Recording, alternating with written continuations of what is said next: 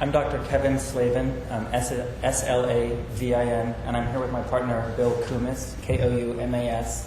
We've been together for 10 years, and as a couple, we have now registered 3 times in 3 different jurisdictions as a couple. We had to register in San Francisco, and then when we moved to New Jersey and domestic partners were finally allowed, we registered in the town that we were living in, and then we had to register again as a civil union couple.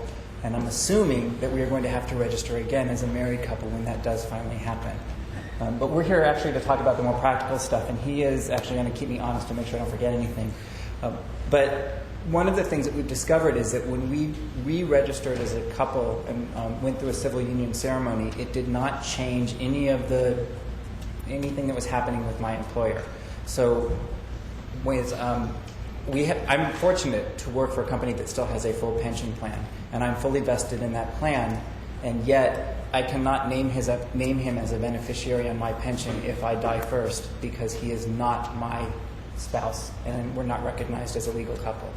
Also, the way that our health care benefits are administered is different because we're not married, and I find that to be very troubling.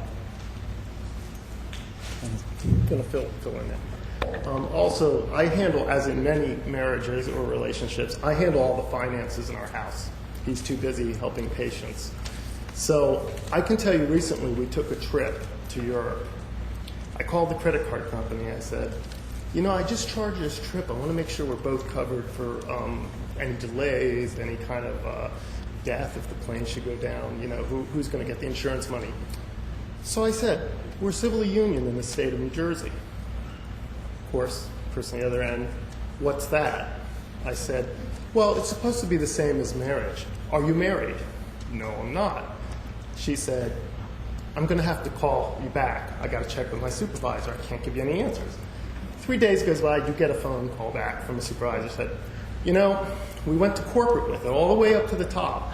And they said, the only way you're going to, that Kevin, because I charged it on my card, is going to get any kind of benefits is if you make him an authorized signer on your credit card. Had we been married, they would have automatically given that right to us. We don't have it. Another thing that goes on, and this hits right at the budget line of the state, we enjoy a very large income according to state levels. I'm a PAD recipient because we're not married. I still get all my benefits from the state. I could get food stamps because we're not married. It doesn't make any sense to me. These are our tax dollars being thrown out the door because we're not married. Thanks.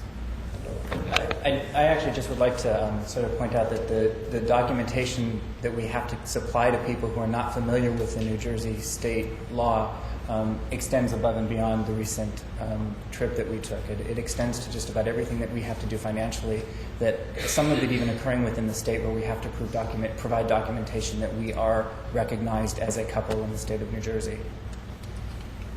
Thank you.